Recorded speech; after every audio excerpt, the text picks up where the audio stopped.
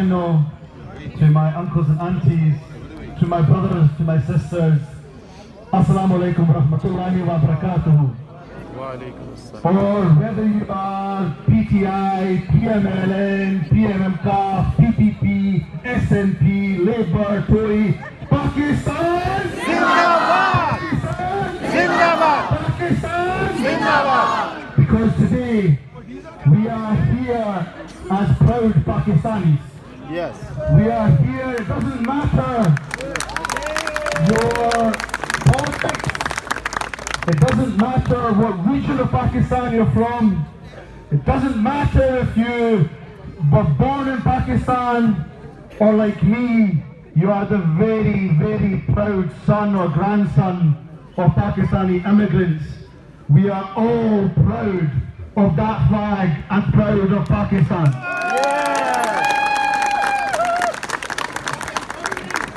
Consul General Sahab, I have been coming to Pakistan Independence Day celebrations for many, many years. But can I tell you that this year, being able to come and have the honour, the real honour of raising the flag of Pakistan as Scotland's first ever First Minister from a Pakistani background, could not make me any prouder. And I want to spend just a few minutes giving some thanks. First and foremost, as a person of faith, I thank God for all that He has bestowed on me and the blessings that He has given to me and my family. My second thanks goes to our elders, because there are many Pakistanis or people of Pakistani descent doing very well right across societies, but in politics. I'm not sure if my good friend Anna Sawar is here, but there's somebody doing well for himself in politics. Sadiq Khan, the Mayor of London, doing well in politics, and of course, my own example. But I think all of us, we would all say, and I can say for myself, there is no way that I would be blessed with such an opportunity if it wasn't for the hard work and the sacrifice of the first generation of Pakistanis who came to this country and gave us the life that we enjoy today.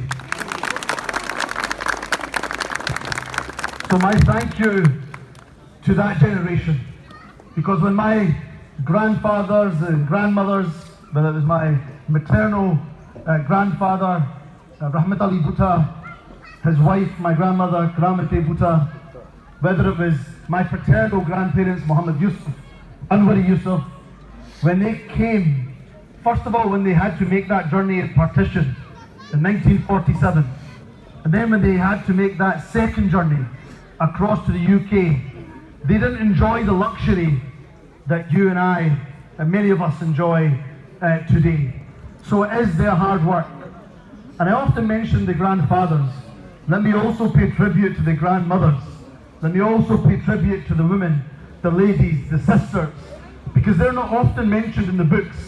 So there's an excellent project for those that haven't seen Colourful Heritage. You must see Colourful Heritage, because there they also tell the stories, I'm pleased, of the many women. So please, let's give a round of applause for the women who worked so hard, who came here, because they're the ones who often sacrifice but maybe don't get the mention.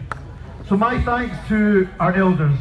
And the last thing, Consul General, I want to say is that on behalf of the Scottish Government, you can be absolutely assured, whoever the First Minister is, whether they have Pakistani descent like me, or they come from any other background, the relationship, the bonds of friendship between Scotland and Pakistan are not just strong, they will not just continue, they are everlasting, they will last forever because of the friendship that has built up between our two countries over the decades.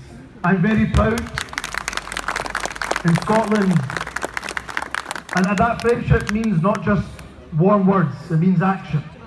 So I was proud that when Pakistan was going through the devastating floods, they're still causing an impact to this very day that Scotland stepped up to provide some funding to help those who are suffering, or whether it's the scholarships for women and girls that we continue to fund.